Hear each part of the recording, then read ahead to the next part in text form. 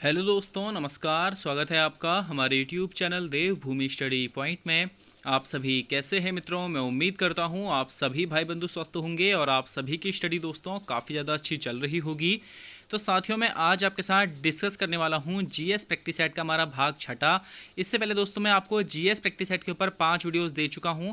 वहीं साथियों मैंने आप लोगों के लिए उत्तराखंड प्रैक्टिस सेट और हिंदी प्रैक्टिस सेट के ऊपर वीडियोस भी बनाए हुए हैं। तो साथियों, आप लोग मेरे चैनल की प्लेलिस्ट में जाकर के आसानी से उन सभी वीडियोस को वहां से चेक कर सकते हैं। वहीं साथियों, मैं इन सभी वीडियोस का लिंक डिस्क्रिप्शन बॉक्स में भी शेयर कर दूंगा। आप लोग वहां जाकर के भी इन सभी वीडियोस को चेक कर सकते हैं। बाकी साथियों, आप लोगों का यह 50 नंबर का जीएस का प्रैक्टिस सेट रहने वाला है। इसमें साथियों आप लोगों का जितना भी इसमें स्कोर बनेगा आप लोगों ने मुझे कमेंट बॉक्स में बताना है। अब साथियों, आप लोगों का ज़्यादा समय न खराब करते हुए आज के वीडियो को प्रारंभ करते हैं।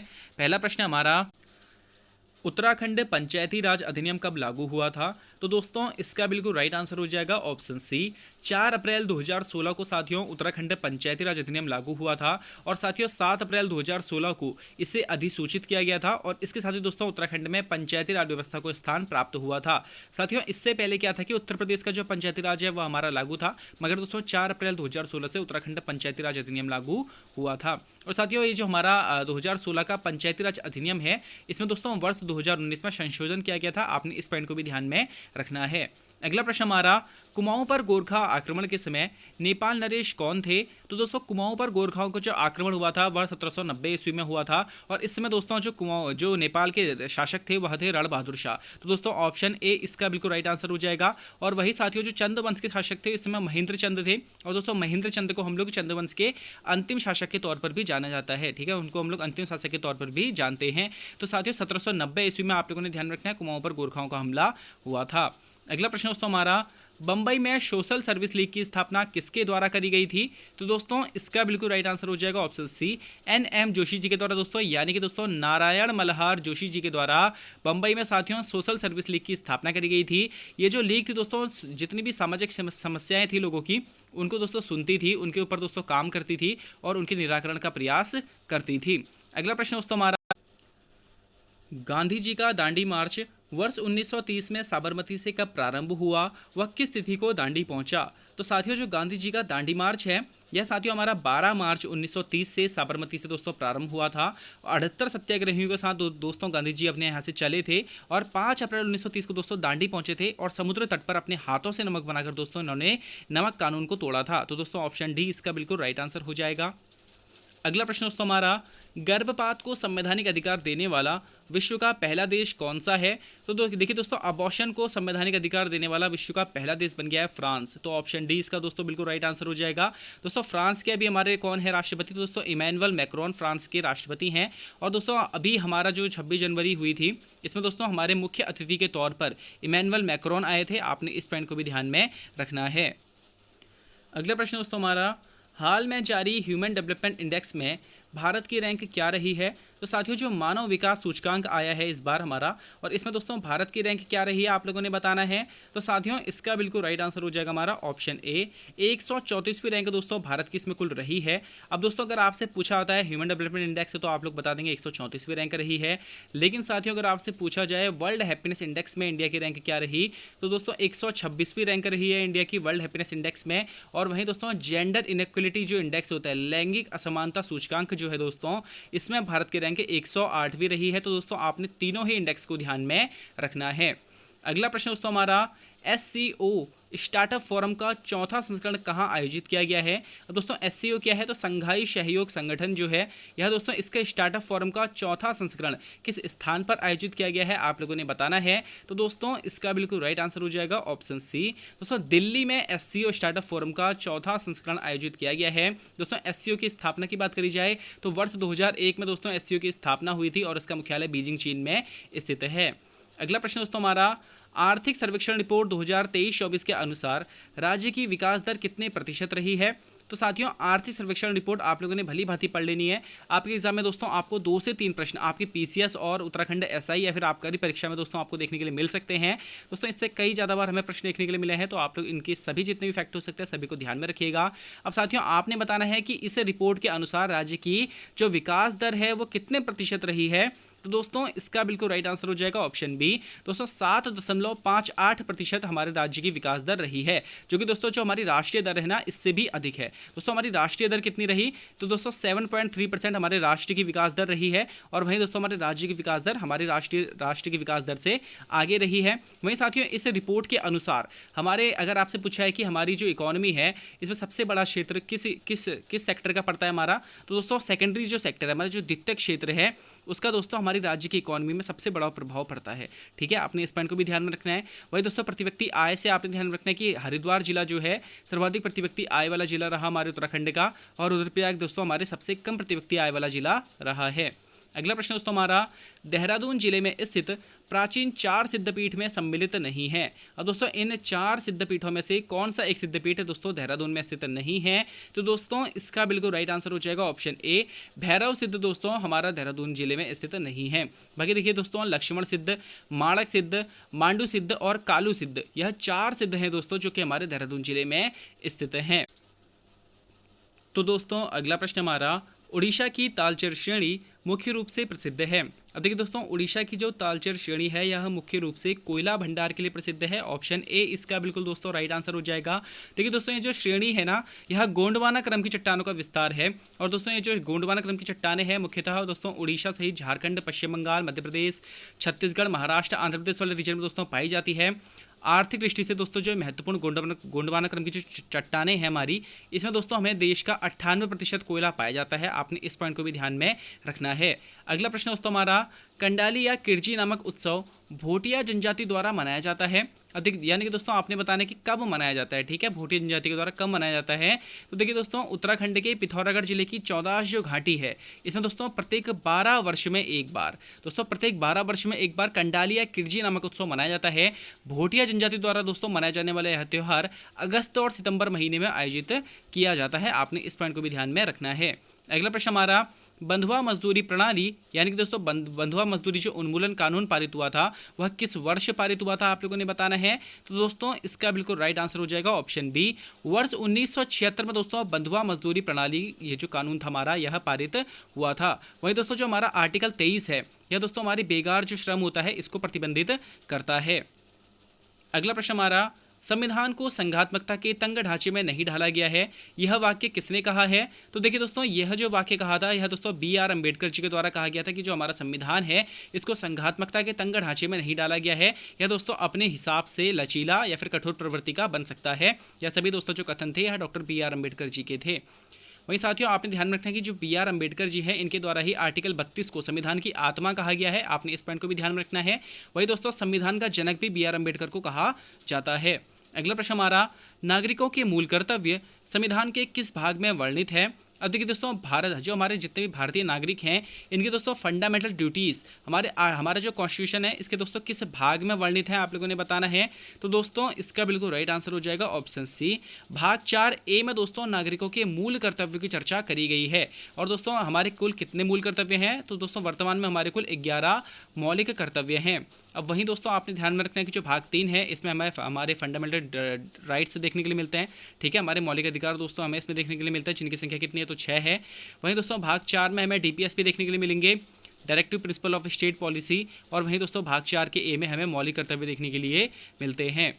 अगला प्रश्न हमारा, योजना आयोग की संस्तुति पर भारत सरकार ने उत्तराखंड को विशेष राज्य का स्तर कब प्रदान किया था। तो दोस्तों इसका बिल्कुल राइट आंसर हो जाएगा हमारा ऑप्शन ए, 1 अप्रैल 2001 को दोस्तों योजना आयोग की सिफारिश के आधार पर भारत सरकार ने उत्तराखंड को दोस्तों विशेष राज्य का दर्जा प्रदान किया था। और दोस्तों उत्तराखंड को विशेष राज्य का दर्जा प्रदान करने के मामले में 11वां स्थान था। ठीक है, 11वें नंबर का दोस्तों हमारा राज्य था उत्तराखंड, जिसको विशेष राज्य का दर्जा प्रदान किया गया था।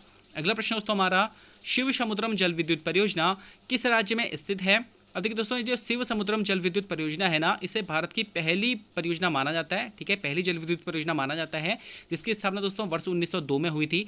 कावेरी नदी पर स्थित दोस्तों यह परियोजना हमारी कर्नाटक राज्य में स्थित है। तो ऑप्शन डी इसका बिल्कुल राइट आंसर हो जाएगा। अगला प्रश्न हमारा, 2011 जनगणना के अनुसार उत्तराखंड जनसंख्या की दशकीय वृद्धि दर कितनी है। यानी कि दोस्तों आपसे डेकेडल ग्रोथ रेट पूछा गया है उत्तराखंड की। तो दोस्तों इसका बिल्कुल राइट आंसर हो जाएगा हमारा ऑप्शन बी, 18.81% उत्तराखंड राज्य की जनसंख्या यानी कि दशकीय वृद्धि दर रही थी।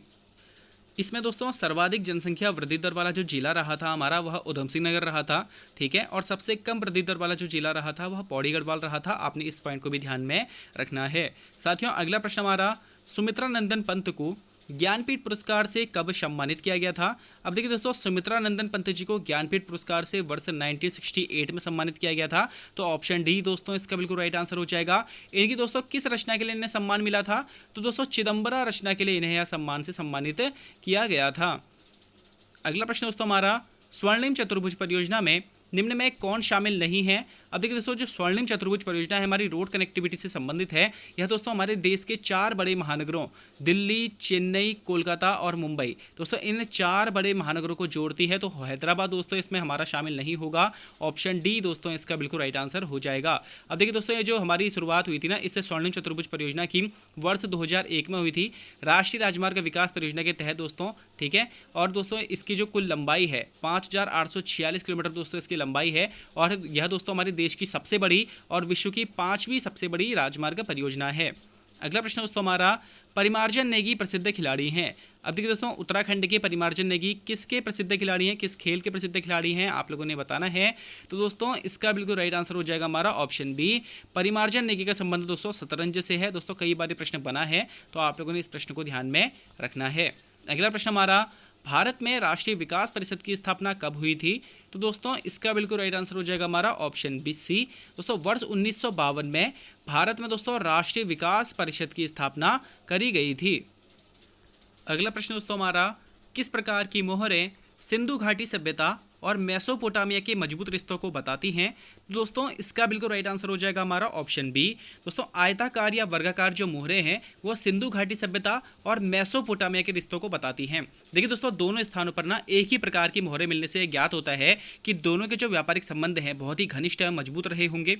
ठीक है दोस्तों, ये जो सिंधु घाटी सभ्यता के दौरान जो हमें मोहरें पाई गई थी ना, इसमें विभिन्न जानवरों जैसे कि दोस्तों गेंडा, हाथी, यूनिहॉर्न, बैल इत्यादि के दोस्तों हमें चित्र प्राप्त होते हैं। और दोस्तों कुछ मोहरों पर तो हमें पशुपतिनाथ के चित्र भी मिलते हैं। वहीं दोस्तों जो हमारा उत्खनन हुआ था तो इसमें दोस्तों हमें लगभग 3500 मोहरें प्राप्त हुई थी। और ऐसी ही मोहरें दोस्तों हमें मेसोपोटामिया के क्षेत्र से भी प्राप्त हुई थी। तो दोस्तों हम लोग कह सकते हैं कि आयताकार या वर्गाकार जो मोहरें हैं यह सिंधु घाटी सभ्यता और मेसोपोटामिया के मजबूत रिश्तों को बताती हैं।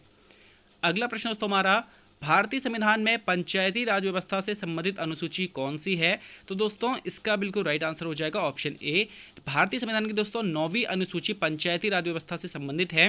वहीं दोस्तों अगर आपसे पूछा जाए पंचायती राज व्यवस्था से संबंधित आर्टिकल कौन सा है, तो दोस्तों आर्टिकल 243 जो है हमारा वह ग्राम पंचायतों व नगर पंचायतों से दोनों से ही संबंधित है। अगला प्रश्न दोस्तों हमारा, उष्णकटिबंधीय घास मैदानों को क्या कहा जाता है? तो देखिए दोस्तों, उष्णकटिबंधीय जो घास मैदान है इनको सवाना घास मैदान कहा जाता है। तो दोस्तों ऑप्शन सी इसका बिल्कुल राइट आंसर हो जाएगा।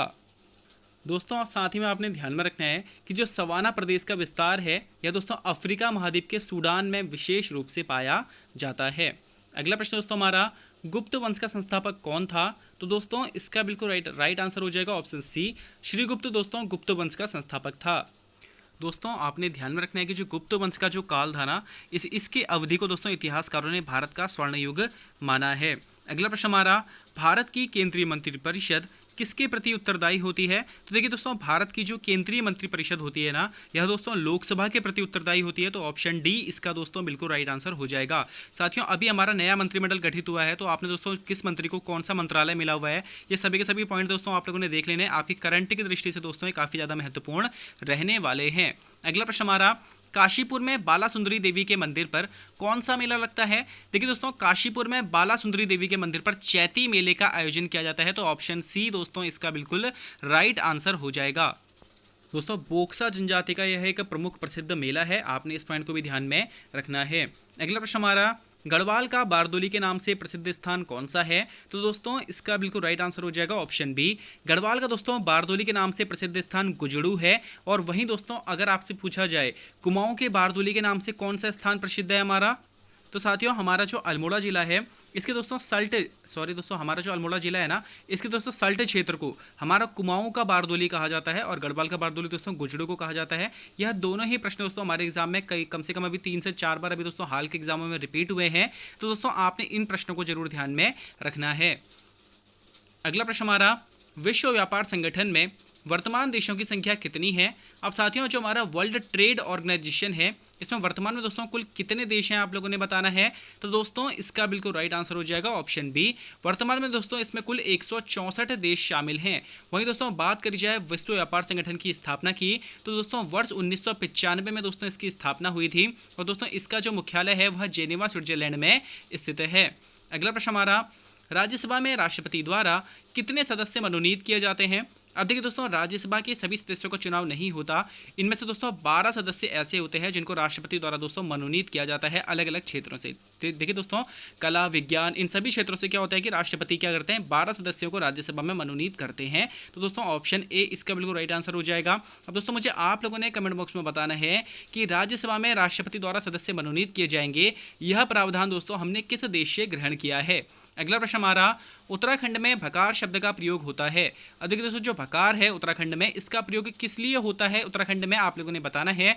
तो दोस्तों इसका बिल्कुल राइट आंसर हो जाएगा हमारा ऑप्शन बी। दोस्तों अगर आप लोग कोई गांव साइड के होंगे तो आप लोगों ने दोस्तों पुराने समय में जरूर देखा होगा, आजकल तो दोस्तों इसकी फिर भी कमी हो गई है, लेकिन साथियों उत्तराखंड में भकार जो होती थी वह खाद्यान्न के भंडारण के लिए इसका इस्तेमाल किया जाता था। अगला प्रश्न हमारा, कौन एक ऊर्जा का कार्बनिक स्रोत नहीं है। तो देखिए दोस्तों कोयला, लकड़ी और प्राकृतिक गैस, यह तीनों ही दोस्तों हमारे ऊर्जा का दोस्तों कार्बनिक स्रोत हैं, लेकिन दोस्तों जो यूरेनियम है यह ऊर्जा का कार्बनिक स्रोत नहीं है। ठीक है, और वहीं दोस्तों परमाणु बम बनाने के लिए यूरेनियम का उपयोग किया जाता है, आपने इस पॉइंट को भी ध्यान में रखना है। अगला प्रश्न हमारा, भारत में सर्वप्रथम किस वित्तीय वर्ष से सेवा कर लागू किया गया था। तो देखिए दोस्तों भारत में जो सेवा कर है यह वर्ष 1994-95 का जो हमारा वित्तीय वर्ष था ना तब लागू किया गया था। तो ऑप्शन बी दोस्तों इसका बिल्कुल राइट आंसर हो जाएगा। देखिए दोस्तों डॉक्टर राजा चलैया समिति की सिफारिश पर इसे दोस्तों 1 जुलाई 1994 से 5% की दर से लगाया गया था। अगला प्रश्न दोस्तों हमारा, भारतीय संसद के 2 सत्रों के मध्य का अधिकतम अंतराल कितना हो सकता है।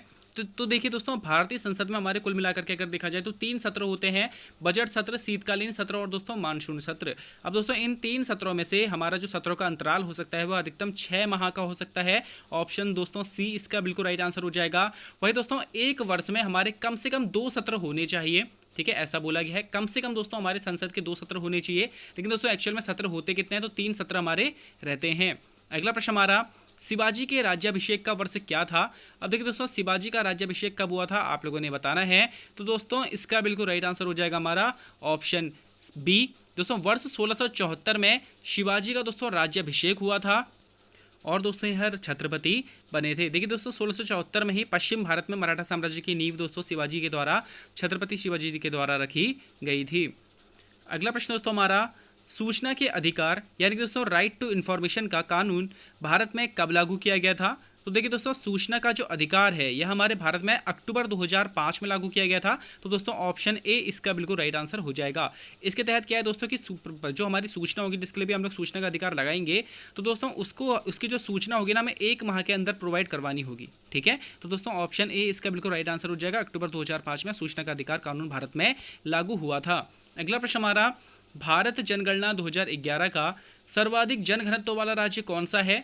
अब देखिए दोस्तों सर्वाधिक जनघनत्व पॉपुलेशन डेंसिटी वाला जो राज्य है हमारा जनगणना 2011 के अकॉर्डिंग वो राज्य कौन सा है। तो साथियों इसका बिल्कुल राइट आंसर हो जाएगा ऑप्शन बी। बिहार राज्य दोस्तों भारत का 2011 जनगणना के अनुसार सबसे ज़्यादा पॉपुलेशन डेंसिटी वाला स्टेट है। वह दोस्तों सबसे कम जनघनत्व वाला जो राज्य रहा था वह अरुणाचल प्रदेश 2011 जनगणना के अकॉर्डिंग रहा था। अगला प्रश्न हमारा, ब्रिटिश सरकार द्वारा किस वर्ष दिल्ली को दोस्तों देश की राजधानी बनाया गया था। तो दोस्तों इसका बिल्कुल राइट आंसर हो जाएगा ऑप्शन सी। वर्ष 1911 में दोस्तों सर जॉर्ज पंचम के द्वारा दिसंबर 1911 को दोस्तों भारत की जो राजधानी है इसको कलकत्ता से दिल्ली स्थानांतरित किए जाने की आधिकारिक घोषणा करी गई थी। इसके बाद दोस्तों जो ब्रिटिश आर्किटेक्ट थे सर हर्बर्ट बेकर और एडविन लुटियंस, इन्होंने दोस्तों नए शहर बनाने की योजना बनाई थी और इसे पूरा करने में दोस्तों इन्होंने 2 दशक लगा दिए और दोस्तों 13 फरवरी 1931 को आधिकारिक रूप से दोस्तों दिल्ली देश की राजधानी बनी थी। लेकिन दोस्तों अगर आपसे पूछा जाए दिल्ली को देश की राजधानी कब बनाया गया था तो दोस्तों वर्ष 1911 इसका राइट आंसर हो जाएगा। अगला प्रश्न हमारा, पृथ्वी के धरातल का वह स्थान जहां सर्वप्रथम भूकंप अनुभव किया जाता है क्या कहलाता है। अब देखिए दोस्तों, पृथ्वी का जो धरातल है उसका ऐसा स्थान कौन सा है जहां पर सबसे पहले हमें भूकंप का अनुभव होता है। तो दोस्तों इसका बिल्कुल राइट आंसर हो जाएगा ऑप्शन ए, अभिकेंद्र यानी कि दोस्तों ईपी सेंटर जो है वह पृथ्वी के धरातल का वो स्थान है जहां पर दोस्तों हम सबसे पहले भूकंप का अनुभव करते हैं। वही दोस्तों भूकंप कितनी तरंगों में आता है, तो 3 तरंगों में आता है। ठीक है, तो दोस्तों प्राइमरी वेव्स हो गया हमारा, सेकेंडरी वेव्स हो गया और एल वेव्स हो गए। ठीक है, तो दोस्तों 3 वेव्स हमारी इसमें कुल रहती हैं। वही दोस्तों हम लोग इसको किस पैमाने से मापते हैं भूकंप की तीव्रता को, तो दोस्तों रिक्टर स्केल से हम लोग भूकंप की तीव्रता को मापते हैं। और वही दोस्तों भूकंप का जो अध्ययन है सिस्मोलॉजी कहलाता है। आपने सभी पॉइंट्स को ध्यान में रखना है। अगला प्रश्न हमारा, उत्तराखंड के किस मेले में पाषाण युद्ध की परंपरा प्रचलित है। तो देखिए दोस्तों, उत्तराखंड का ऐसा कौन सा मेला है जिसमें दोस्तों पत्थर के युद्ध की परंपरा प्रचलित है। तो दोस्तों इसका बिल्कुल राइट आंसर हो जाएगा ऑप्शन सी, देवीधुरा मेला कह लो दोस्तों आप लोग, या फिर आषाढ़ी कौथिक कह लो। यह मेला दोस्तों चंपावत जिले में उत्तराखंड के आयोजित किया जाता है। और दोस्तों ये जो मेला है हमारी देवीधुरा में वाराही देवी जो हैं उनके मंदिर के पास दोस्तों आयोजित होता है। और ये जो मेला है दोस्तों इसमें पाषाण युद्ध की परंपरा प्रचलित है। देखिए साथियों, इसको कई बार हमारे हाईकोर्ट के द्वारा बैन किया गया है कि पाषाण युद्ध यहाँ पर नहीं होना चाहिए। इसकी जगह दोस्तों फूलों का युद्ध करने का जो अनुग्रह है वह किया गया है, लेकिन दोस्तों फिर भी यहाँ पर हमें पाषाण युद्ध देखने के लिए। तो दोस्तों अगला प्रश्न हमारा, नए कैबिनेट में महिला एवं बाल विकास मंत्री कौन बनाए गए हैं। तो दोस्तों इसका बिल्कुल राइट आंसर हो जाएगा ऑप्शन ए, नए कैबिनेट में दोस्तों महिला एवं बाल विकास मंत्री अन्नपूर्णा देवी जी को बनाया गया है। तो ऑप्शन ए दोस्तों इसका बिल्कुल राइट आंसर हो जाएगा।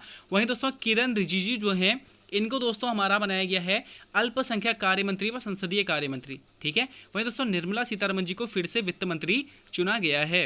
अगला प्रश्न हमारा, लोकसभा में अनुसूचित जाति के लिए रिजर्व सीटों की संख्या कितनी है। तो साथियों आपने बताना है कि जो लोकसभा है इसमें जो एससी सीट हैं वो कितनी एससी सीट रिजर्व हैं। तो दोस्तों इसका बिल्कुल राइट आंसर हो जाएगा ऑप्शन ए, एससी सीट दोस्तों लोकसभा में कुल 84 सीटें ऐसी हैं जो एससी रिजर्व हैं, और वहीं दोस्तों 47 सीट ऐसी हैं जो एसटी रिजर्व हैं। तो दोस्तों ये दोनों ही हमारी परीक्षा में पूछा गया है। वही दोस्तों ऐसा हमारा कौन सा आर्टिकल है जो हमें कहता है कि एससी एसटी के लिए लोकसभा में सीटें रिजर्व रहेंगी। तो दोस्तों आर्टिकल 330 के तहत कहा गया है कि एससी एसटी के लिए हमारी लोकसभा में सीटें रिजर्व रहेंगी। अगला प्रश्न हमारा, वोट डालने की उम्र 21 वर्ष से घटाकर 18 वर्ष किस संवैधानिक संशोधन के द्वारा करी गई थी। अब साथियों पहले वोट डालने की जो एज थी वो 21 साल थी, इसको दोस्तों बाद में घटा करके 18 वर्ष कर दिया गया था, और दोस्तों वर्तमान में भी 18 वर्ष ही इसको चलाया गया है। तो दोस्तों ऐसा किस संवैधानिक संशोधन के द्वारा किया गया था आप लोगों ने बताना है। तो दोस्तों इसका बिल्कुल राइट आंसर हो जाएगा ऑप्शन डी, दोस्तों 61वां संविधान संशोधन हुआ था 1989 में। इसके द्वारा दोस्तों जो हमारी वोट डालने की एज है इसको दोस्तों 21 वर्ष से घटा करके 18 वर्ष कर दिया गया था। अगला प्रश्न दोस्तों हमारा, 50वें G7 शिखर सम्मेलन का आयोजन कहाँ किया जा रहा है। देखिए दोस्तों वर्तमान में अभी हमारा 2 से 3 दिन पहले ही दोस्तों 13 से 15 जून के मध्य में हमारा दोस्तों 50वां G7 शिखर सम्मेलन का आयोजन दोस्तों किया गया है इटली में। तो दोस्तों ऑप्शन बी इसका दोस्तों बिल्कुल राइट आंसर हो जाएगा। अब दोस्तों मुझे आप लोगों ने कमेंट बॉक्स में बताना है कि जो G7 ग्रुप ऑफ 7 है इसकी दोस्तों स्थापना कब करी गई थी, और इसमें दोस्तों वर्तमान में कुल सदस्य संख्या कितनी है। अगला प्रश्न दोस्तों हमारा, भारत में हाल में कितने नए रामसर स्थलों को जोड़ा गया है। तो देखिए दोस्तों भारत में भी हाल ही में 2 नए रामसर स्थलों को जोड़ा गया है। तो दोस्तों ऑप्शन बी इसका बिल्कुल राइट आंसर हो जाएगा। दोस्तों बिहार के हमारे 2 नए रामसर स्थल जोड़े गए थे, नागी और नकटी पक्षी अभ्यारण्य। ये तो दोनों ही दोस्तों अब रामसर कन्वेंशन का हिस्सा हैं। अब दोस्तों कुल मिलाकर के भारत में रामसर स्थलों की संख्या कितनी हो गई है। तो दोस्तों वर्तमान में अब रामसर स्थलों की संख्या 82 हो गई है। आपने इस पॉइंट को भी ध्यान में रखना है। अगला प्रश्न दोस्तों हमारा, कौन से मुगल सम्राट ने तंबाकू के प्रयोग पर निषेध यानी कि दोस्तों रोक लगाया था। तो दोस्तों इसका बिल्कुल राइट आंसर हो जाएगा ऑप्शन सी, जहांगीर के द्वारा दोस्तों हमारे तंबाकू के प्रयोग पर निषेध जो है प्रतिबंध दोस्तों लगाया गया था। वहीं दोस्तों जहांगीर का जो काल है इसको मुगल चित्रकला का स्वर्णकाल कहा जाता है। ठीक है, और दोस्तों मुगल स्थापत्य कला का स्वर्णकाल किसको कहा जाता है। तो दोस्तों इसको शाहजहां के काल को कहा जाता है। ठीक है, तो आपने दोनों को ही ध्यान में रखना है। अगला प्रश्न दोस्तों हमारा, भारत में प्रथम तेल कुआं जो दोस्तों भारत का पहला तेल कुआं था वह कहाँ खोदा गया था, आप लोगों ने बताना है। तो दोस्तों इसका बिल्कुल राइट आंसर हो जाएगा ऑप्शन ए। दोस्तों ऐसा है कि भारत का जो पहला तेल कुआं है यह असम के डिगबोई नामक स्थान पर 19वीं जो शताब्दी है इसके अंत में दोस्तों खोदा गया था, और इससे ही दोस्तों असम की तेल नगरी भी कहा जाता है। अगला प्रश्न दोस्तों हमारा, सती प्रथा को ब्रिटिश भारत में किसके शासनकाल में असंवैधानिक घोषित किया गया था। तो साथियों सती प्रथा जो है इसको ब्रिटिश भारत में किसके टाइम पीरियड में असंवैधानिक घोषित किया गया था, आप लोगों ने बताना है। तो दोस्तों इसका बिल्कुल राइट आंसर हो जाएगा option C, Lord William Bentinck के शासनकाल में दोस्तों भारत में सती प्रथा को असंवैधानिक घोषित कर दिया गया था। इस विषय पर दोस्तों 1829 ईस्वी में एक प्रभावी कानून भी पारित किया गया था और इस कार्य में दोस्तों राजा राम मोहन राय की भूमिका भी जो है महत्वपूर्ण रही थी। अगला प्रश्न दोस्तों हमारा, पृथ्वी पर दिन एवं रात्रि होने का कारण क्या है? तो साथियों, पृथ्वी पर दिन एवं रात्रि होने का कारण पृथ्वी का अपने अक्ष पर घूर्णन है। अब दोस्तों आप सभी जानते होंगे पृथ्वी अपने अक्ष पर घूमती है, ठीक है, और दोस्तों 24 घंटे में पृथ्वी अपने अक्ष का एक चक्कर लगाती है, जिसकी वजह से दोस्तों हमें दिन एवं रात होने का अनुमान होता है, दिन एवं रात हमारे होते हैं। और दोस्तों आज का हमारा अंतिम प्रश्न है, उत्तराखंड से प्रथम बार खेल रत्न पुरस्कार किसने प्राप्त किया है? तो दोस्तों इसका बिल्कुल राइट आंसर हो जाएगा ऑप्शन बी, जसपाल राणा जी ने दोस्तों प्रथम बार खेल रत्न पुरस्कार वर्ष 2013 में अपने नाम किया था। दोस्तों निशानेबाजी से इनका संबंध रहा है। अब साथियों मुझे आप लोग बताइएगा आपका इसमें स्कोर क्या रहा है। वहीं साथियों ये जो जितने भी प्रश्न थे मैंने आपके प्रीवियस ईयर जो उत्तराखंड के पेपर रहे थे उनसे दोस्तों मैं आपके लिए सभी प्रश्न लेकर के आ रखा हूँ। दोस्तों कुछ करंट के प्रश्नों को छोड़ दिया जाए तो बाकी सभी प्रश्न दोस्तों आपके प्रीवियस ईयर क्वेश्चन पेपर से मैंने लिए हैं। तो साथियों इसमें आपका स्कोर क्या बन रहा है आप लोग मुझे कमेंट बॉक्स में जरूर बताइएगा। वहीं साथियों आपको अगला video Hindi practice set, Uttarakhand practice set या फिर दोस्तों जीएस प्रैक्टिस सेट का चाहिए, आप लोग मुझे दोस्तों यह भी कमेंट बॉक्स में बता सकते हैं। वहीं साथियों आप लोगों को आपके आगामी एग्जाम्स के लिए हार्दिक बधाई शुभकामनाएं देते हुए मैं दोस्तों अपनी वाणी को विराम देता हूं। धन्यवाद।